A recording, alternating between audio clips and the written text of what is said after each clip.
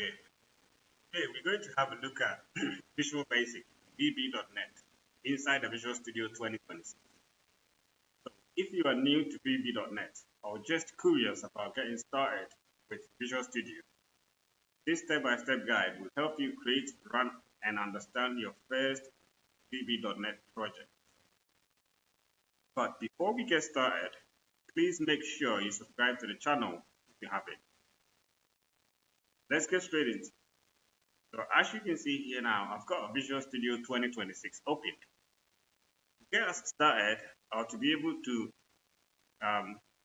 create a project, a VB.NET project, let's quickly open the Visual Studio installer and make sure we've got the necessary component here. So let's open our Visual Studio installer, and on the Visual Studio 2026 side, make sure you click on the modify. This will take you to this page. Yeah, so once you are at this page, yeah, make sure you select either one of these. Yeah, you select ASP.NET and web development. So this is what you get. So this will actually help you get started with in terms of .NET, and it will also install all the additional components needed, i.e. the language and whatnot. Yeah, or you can select the .NET desktop development. Yeah, so this will also install all the necessary components needed for you to create your first VB.NET project. Okay, so if that's not the case, then let's go and open our Visual Studio again, and then create a new project. So this is what we get here. So on all the languages side, yeah, let's select drop down. So here, if you've actually went through the installation correctly, you should see Visual Basic here. So let's select it. So once we select it here, this will actually make it possible for us to see the type of projects that we can create with VB.NET. Okay. So as you can see here now, we can create a console app. Yeah? So this is just a project for creating a command line application that can run on .NET, on Windows, Linux, and Mac OS. Okay. So as we scroll down, obviously you can also create a VB.NET class library. So we can also create a Windows Forms application using VB.NET. You can create a WPF application. Create a ASP.NET web application. You can create a whole bunch of projects. Okay, so as you can see, we can also create a WPF browser app. Yeah. So to continue, yeah, we're going to use the console app for this video. Yeah, just to make sure we've got something simple for beginners. Obviously, if you already know VB.NET, and you just wanted to know how to get yourself started, I mean, you can just continue from this point, okay? So let's select our console app and then go next. Here, you can configure your project details by giving your project name, solution locations, solution name, and whatnot. I mean, obviously, if you are starting a new solution, or you can select the location of the solution where you want to do the project. Okay, so let's go ahead and click next. So here you can also select your .NET framework version. Okay, so let's go. Let's leave it as it is and click on create. So as you can see here now, we've got a new project created for us. Okay, so let's have a look at what we've got inside this project. First of all, as we can see here now, this is our solution explorer.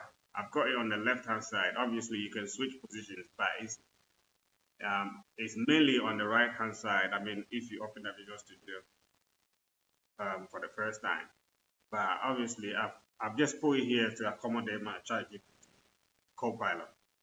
Okay, so if we look at here, the main folder here is the solution. The solution explorer shows all the files in your project. It's at the top level, you see that the solution name as it is here. So this console app free is pretty much the same as the project, since we're not trying to create multiple projects. Okay. So inside the project, you will also find the program.vb. Yeah, this is the entry point of your application where execution begins. So as you can see here, we've got the program.vb open. Yeah, we will explore it further. Yeah. So by default, yeah, Visual Studio uses a submain. Yeah, so this is the submain. Yeah, method. So which acts as the starting point of your program. Any code you place here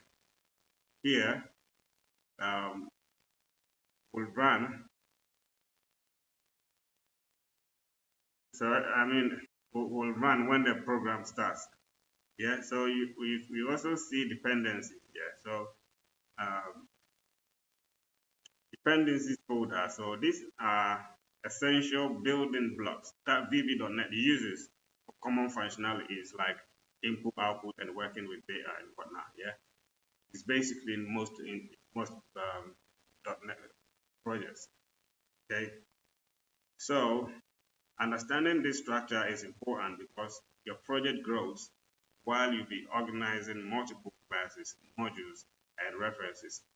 For now, you can keep your focus on program.vb since that's where we write our first code, or where our first code has been written.